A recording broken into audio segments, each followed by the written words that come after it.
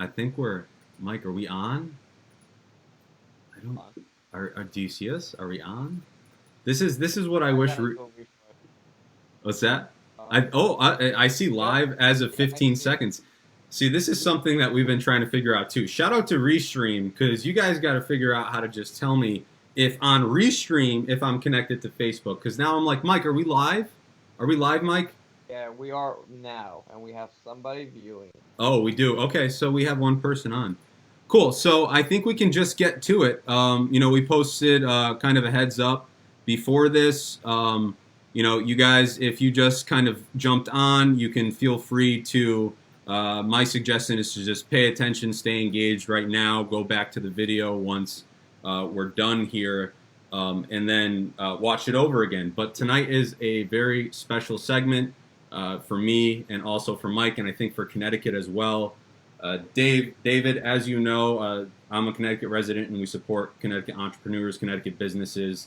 We want the young people back in state. So, without further ado, I'd like to introduce David Noble, who was also one of my professors in the UConn MBA program. So, David, why don't you just tell us and the audience a little bit about yourself, please?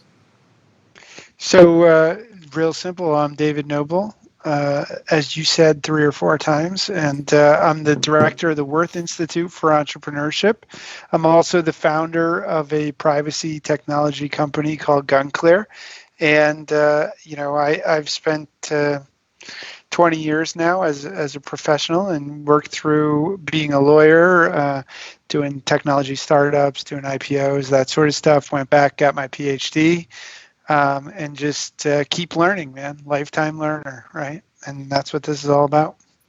David, one of my favorite things about your class, and I think I tagged you in it on LinkedIn not too long ago. One of my best memories of you in the class was 2 years ago, and we were talking about it was the investor relations IR. So when you got to raise capital, pretty much if you're a startup company, and we talked about risk in entrepreneurship and what is risk, and we looked at certain people that in the class, including myself at that time, that weren't entrepreneurs. Maybe they were working a full-time job. They weren't kind of going after what they wanted to do, their passions, their thoughts, their interests, because of the fear of kind of branching into entrepreneurship. And here we are, fast forward 2 years later in the wake of recession, arguably going into probably depressionary territory. We're seeing a lot of stuff for the first time. And that conversation smacks me in the face every day because, who's really risk? What is risk right now, right? Because we're seeing the job force completely change and we're seeing the landscape change and people are really rethinking what they should do. And I think I actually saw LLCs. I saw a chart that showed that new businesses, LLC filings, were spiking the highest that they've ever been in 10 plus years. So people are obviously thinking that. Well, I mean, some of it, yeah, and some of it's necessity, right? So you have opportunity-based entrepreneurship and necessity-based. When you lay off 10 million people, 20, however many people, right? What are they going to go do? Are they going to not work? Are they going to sit around? A lot of people create. They may not be traditional startups, but they create professional service firms. Boom, right? They create podcasts, media plays around the things that they know, and I think that's pretty natural. And we'll see more of that.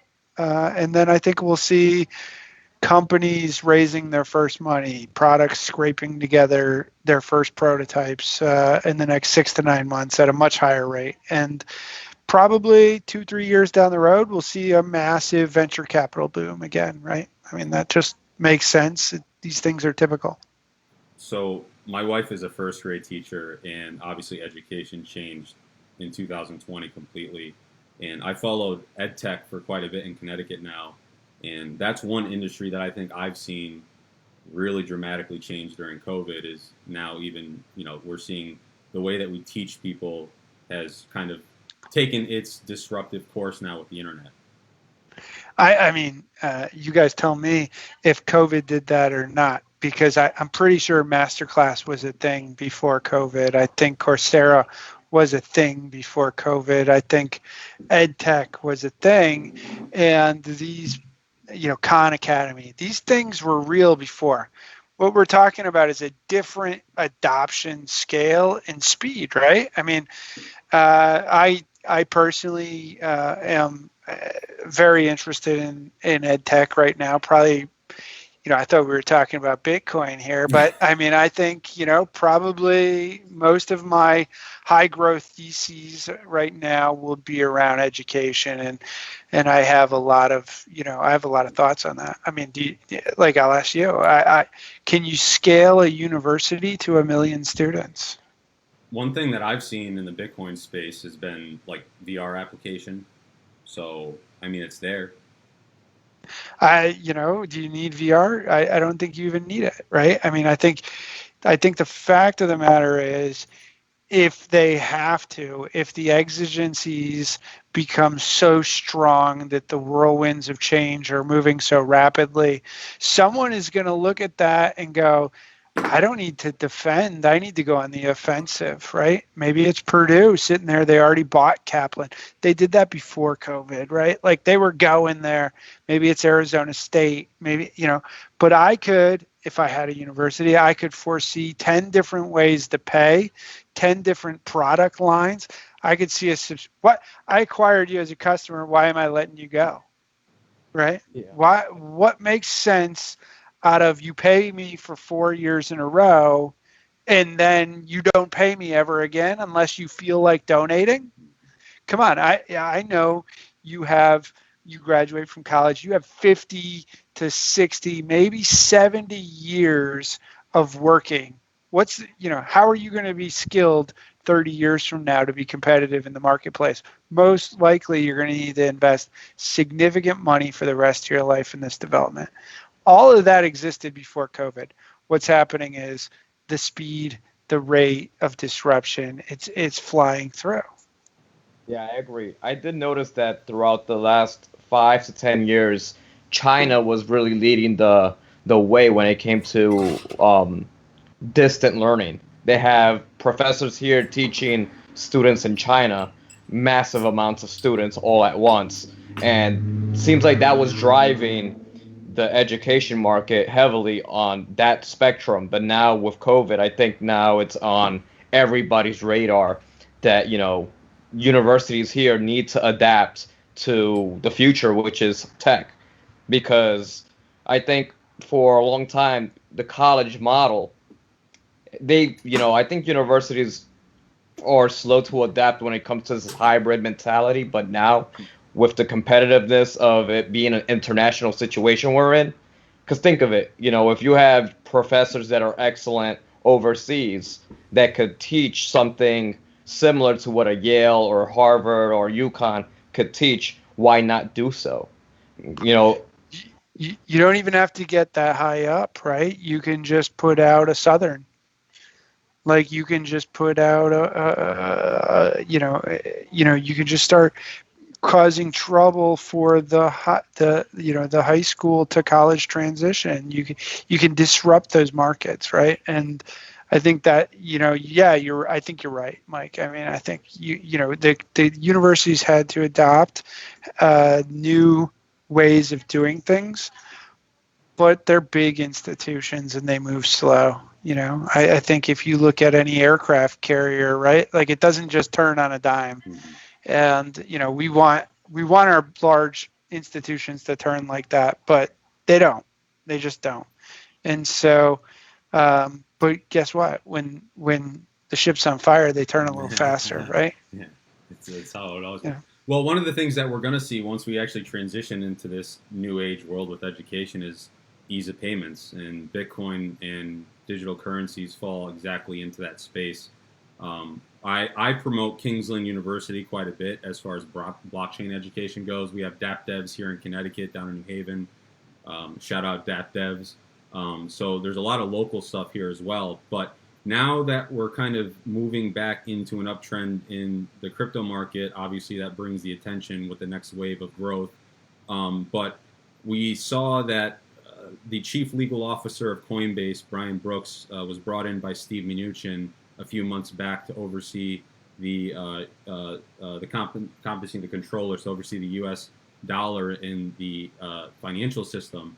And now, as of last week, we're hearing from the Treasury Department that every banking institution in the United States will be able to offer crypto custodial services, holding keys and the like for their clients. So I'm expecting that pretty soon here, we're probably going to see, maybe you log into your Bank of America app and then you just have an updated terms and agreements and you click got it, yes, and then are we on the next system or what? Because I think the naysayers are kind of put out now.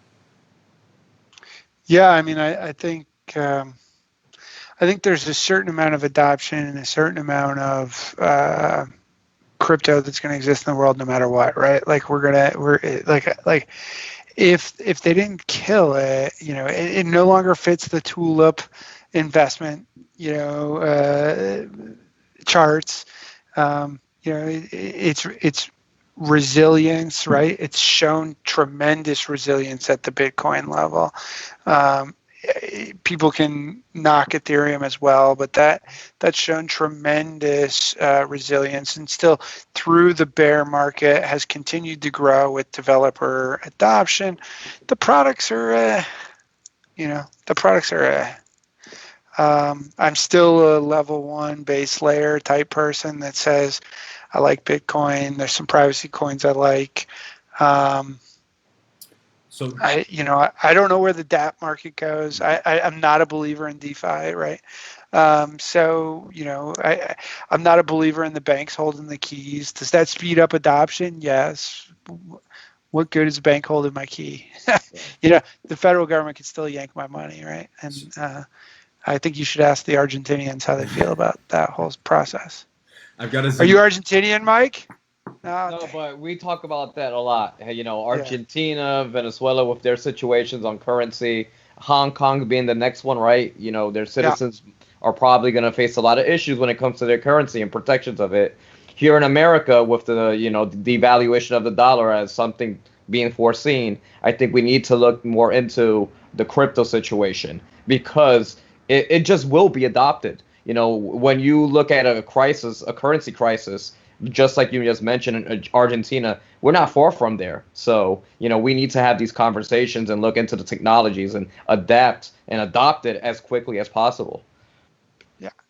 I mean, it seems like as a bare minimum hedge strategy, why wouldn't you? Right? If your net worth is $1 million, why wouldn't you put 50,000 in? If your net worth is 50,000, why wouldn't you put 500 in? And if your net worth is 4 billion, why aren't you holding 100 million worth of Bitcoin right now? What is the downside just as a bare minimum strategy? I know you guys are saying you like precious metals and those sort of things. Bitcoin travels faster and it feels good. It feels right for the world that's being built all around us. Yeah. Now, with that, how do you feel about, so number one, I want to ask you for the layman, like for people that are watching this, because so we do have Adoption, which is our Bitcoin education service platform. And we always try to break it down to people the easiest way for them to just understand and get it. Like, okay, I don't need to learn the Bitcoin protocol, but I just need to know how to use it and then get to tomorrow. Where would you put the space right now as in your lifetime, from your experiences, where would you put the blockchain Bitcoin space as far as innovation, new businesses, incomparable to the internet? If you had to put a year, if you had to compare now to the internet, what year would you say it is as far as innovation, new companies, new ideas, developing, the like? So a long time I was a believer in that, but I would say we're off the chart now. I think the internet scaled easier than blockchain, and I would say I was naive and others were naive to start to plug it into a year. But you don't have AOL yet, right? You don't have anything, and some of the people will hate me for this, but like you don't have anything that works on the blockchain, right? That's decentralized, that's sovereign and private. You got some things, that have different pieces there. And so we're not even at AOL. And yeah, I don't know how old Mike is, but Joe, you're almost old enough to remember pre-AOL. Yeah. And I mean, it's like you don't have instant messaging. I was in middle school for AIM, by the way. There you are. So there you are, man. You're perfect to know what it was like when that first started. I didn't have that, right? And that's how I feel. There's no blockchain service, no nothing that I have to use. Right now, do I believe in the future of the technology? Yes. How long is that tail? Right? I believe in progress and evolution, right? I think like like the world always progresses, the world always evolves. There are downstrokes in these things, but there are moments in time. And so but where is that AOL? That's what I'm looking for. I don't see it. Trying to build in it. That's something I've been working in, and it's hard. It's not easy. Nobody knows what's next. And we just integrated in the GunClear app. We just integrated this onboarding system called Fission, and it looks really cool. I mean, it That makes it makes it look easier. It looks faster. It looks like something that will actually allow us to put customers into a product. so That I mean, that's a good segue, David. So can you just let the audience know, pitch us on the company, and I know you're privacy focused too, and you're tackling probably one of the largest issues I think this country is facing. So this will be interesting. yeah. So we're building a product that is at its core private, and it needs to be private. It also needs to be tamper resistant, and that's a means to record the provenance of firearms from sale to sale. And you know what? You can actually, if you can do that privately, you can actually do more background checks. You can do more things, but it's way more voluntary. It's a better system. It preserves freedom. I always think you don't need to know who I am to sell me anything. It doesn't matter what it is. All you need to know is that I'm okay to buy that. I'm okay to own that. You don't need to know where in the world I live. You just need to know I don't live in North Korea. I don't live in Iran, right? Like you need to know I'm clear. And that's the idea ultimately behind Gun Clear is you don't need to know every owner. You just need to know they were all clear.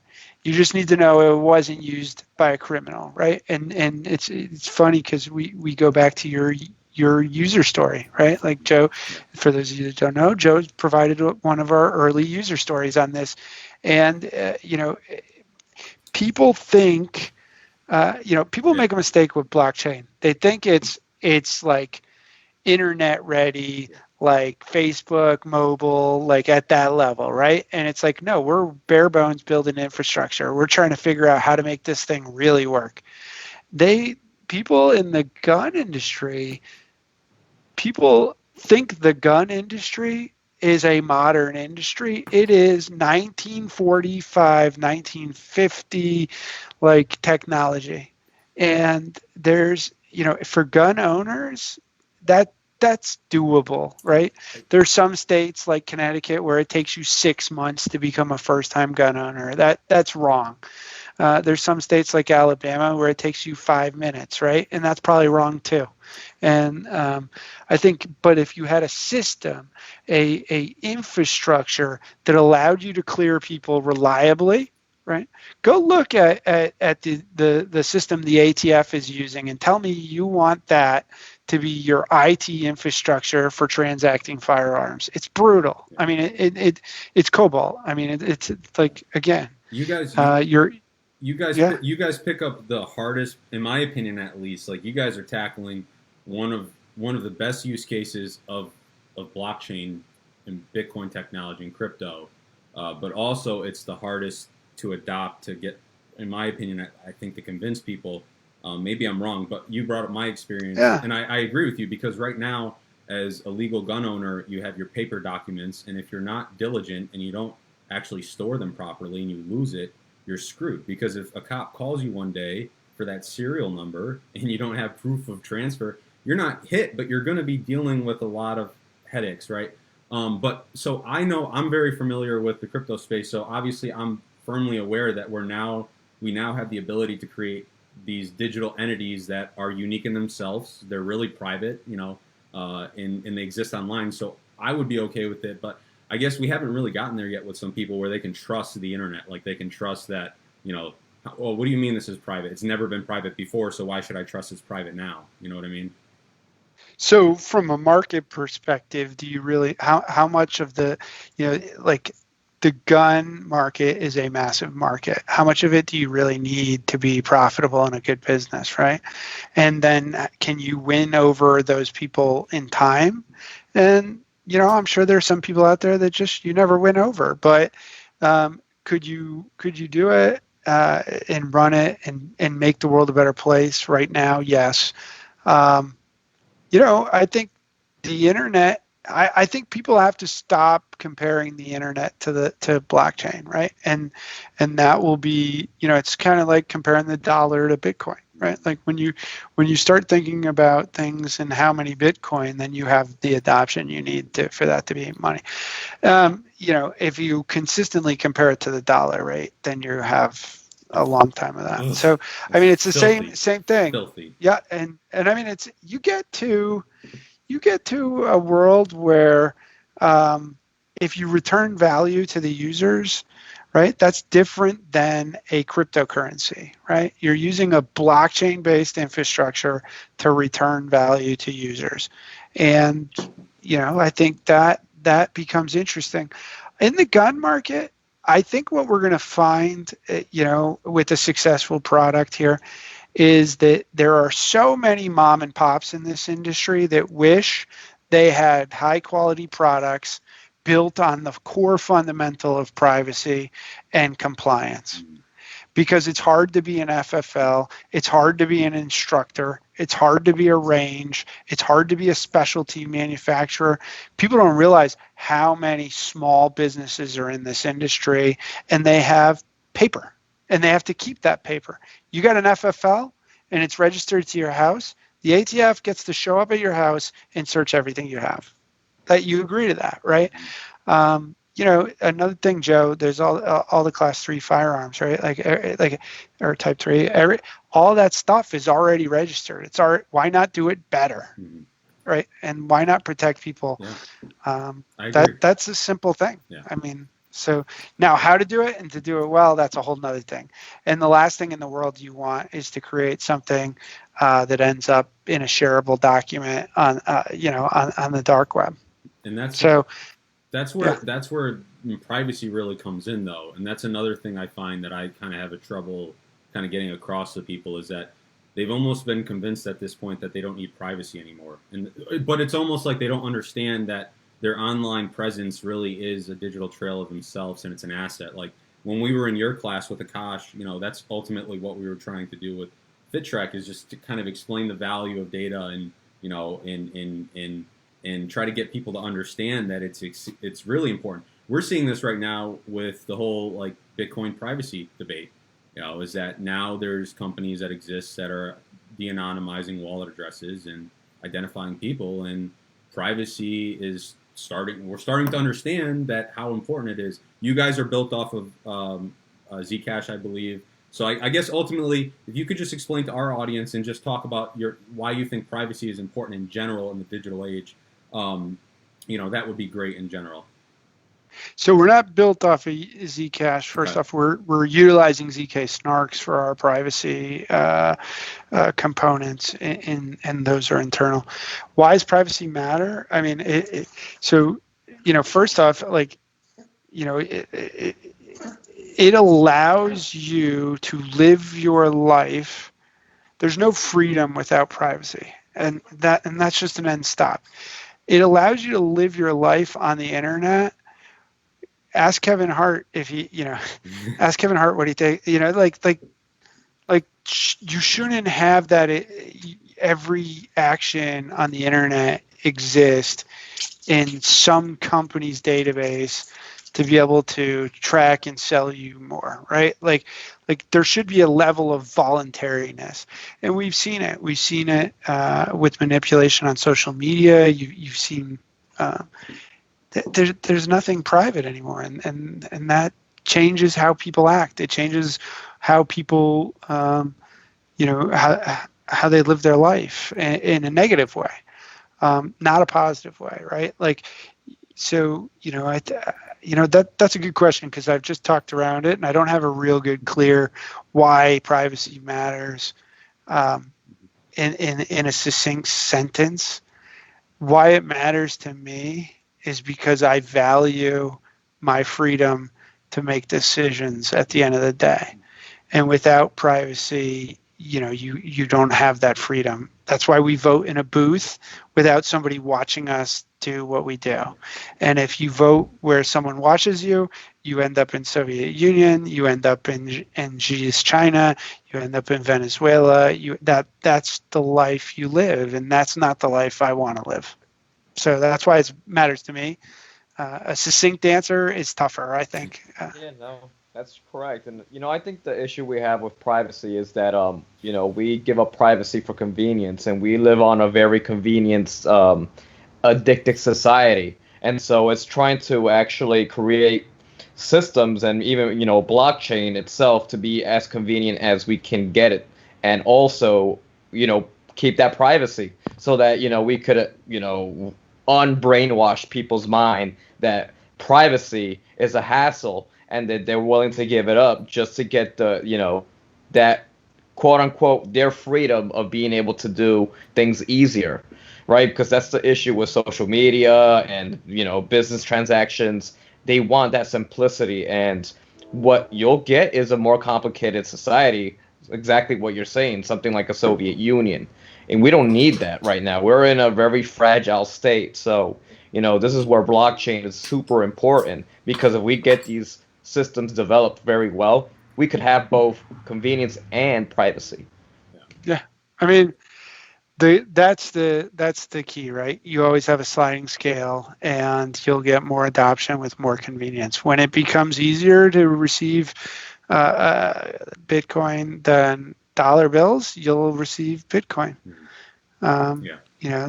That's how it works. And I think that's where we're going to see the adoption come off first. Is like when you start to see the first people that feel the effects of the current financial system. Visa charges me 3% per transaction, where I can take a Bitcoin transaction for 0%. And if I'm a small convenience store that has to worry about my financials, that's a big deal. But David, that brings us exactly into the next point on entrepreneurship in the Bitcoin and blockchain space. We're very new. We talked about that. You said you were a layer one company.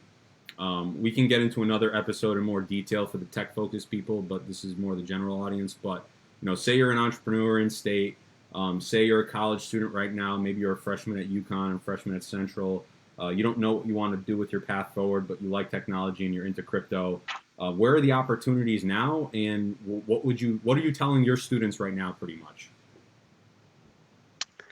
I mean, I tell them the same thing I always tell them, is to build and just keep building stuff. And whether it's in crypto or not in crypto, if you build something and create some value, then, you have more opportunity than not. And, it's like a podcast like this, right? If someone's tuned in, you've created someone value. They chose to come and listen and learn from you and engage with you. And so that's what I encourage my students to do.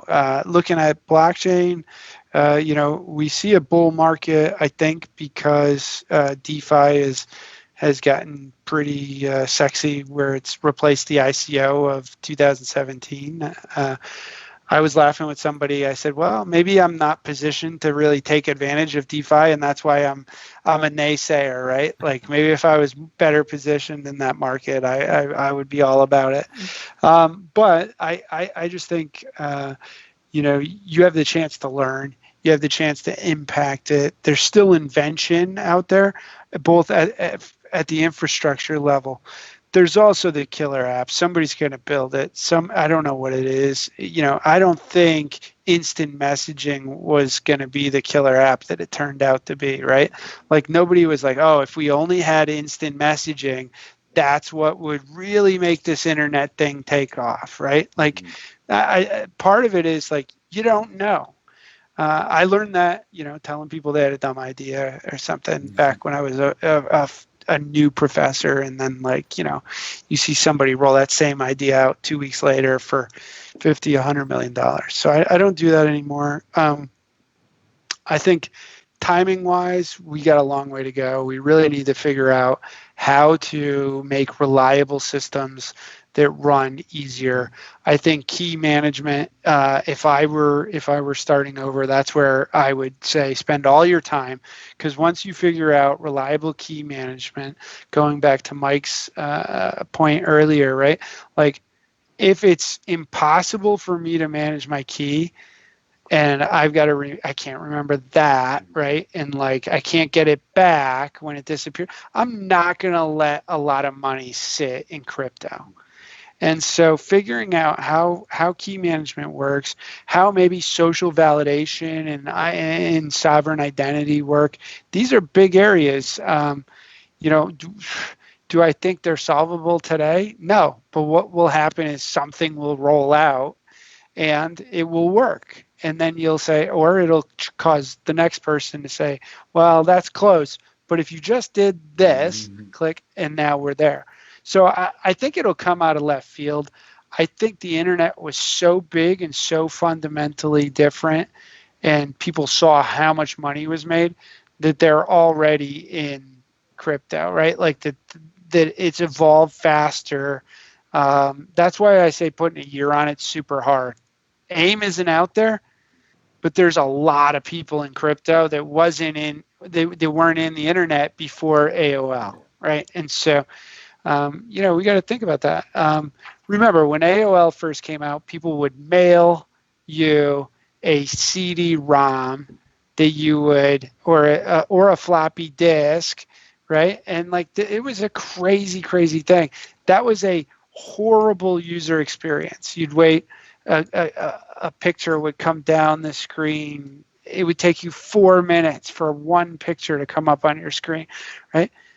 That's what the experience like. And I have the internet that already works. Facebook works every time. You guys are on Facebook, right? I mean, it still works. Yeah. It still works, and we haven't put a better solution into the marketplace. And I think when you get something that's good, and privacy, then you'll see people choose privacy options when it's better. Tor is a great product. I use it. I love it. It's slower than Chrome. Yeah, but they're getting better. It's not. They're getting better, but it's not there. Yeah, I know. The browser, the updated browser is a little bit better, right? But you gotta value that component more than anything. And right now, if I had kids, I would have a VPN, and they would have to use that VPN, right? And that's how that would be. And I probably wouldn't make them use Tor.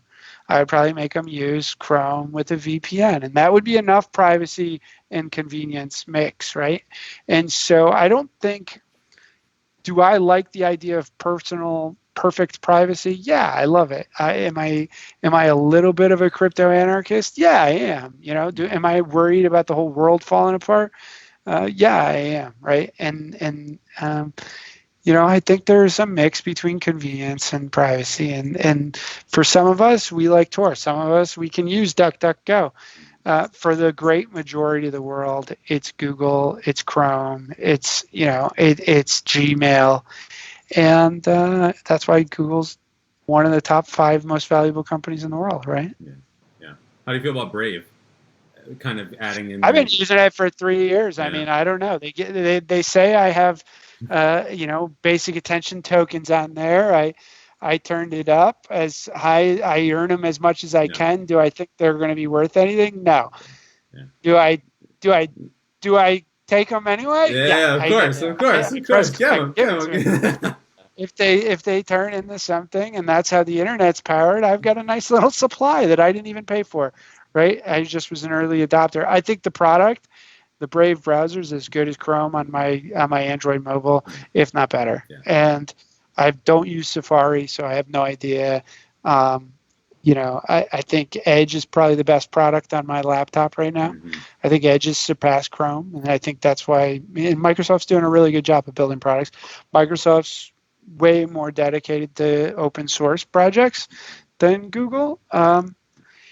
We didn't even get, and I know we're almost out of time here, but we didn't even get into quantum computing, and that's going to change this whole game, right? Like quantum encryption. There was a great article, maybe in Science. Don't quote me to that, but if you look for it, there was a great article in the last week on quantum encryption, and whether that has made a giant leap or not. And encryption itself is changing. That's what I sort of say. This will work itself out. But right now, I like the Microsoft product. I actually like the Brave on my mobile. I use it every day. That's my default my default browser. I use Tor. I use DuckDuckGo. I wish I used them more, but quite honestly, a lot of problems. I mean, even on Edge, I run into all kinds of problems with Google, right? Yeah. So I think that world will have to shake itself out. We're going to have interactivity. The products are going to have to work together. Yeah. And so that's going to be an interesting one. Yeah. Well, David, we'd love to have you on in the future. Definitely on the more privacy-focused stuff. We'll go into another episode, more of a deep dive, because clearly we support Bitcoin and Monero. That's what we preach to our audience. Bitcoin, obviously, because it's the first, and it's what everyone ends up holding at the end of the day. But Monero because of the privacy, and then Zcash, of course, is a part of that. So, and if anyone has any questions out there on crypto stuff, if you have any blockchain or Bitcoin business ideas, you can reach out to Mike and I. You can find us at adoptbitcoin.com. That's ADOBT bitcoin.com or adoption.io. And we're up for it because we're connected to people like David, and we're also connected to people like DapDevs and CT down in New Haven. Shout out RJ. And also, David, where can people find you if they want to learn more or talk about your GunClear product? You could just Google me, David Noble Yukon. You'll find me, man. Yeah. David Noble Yukon. But you got to add the Yukon part. Otherwise, you get a whole list of Yukons. Now, I'm on Twitter, Classman Noble, at Classman Noble. That's an easy one. LinkedIn, whatever you want. It's funny. RJ is working in R3 now, so he's working on Corda. So if you haven't had him on the show, or you got to go talk to RJ. He's got some cool things going on. Sounds good, Dave.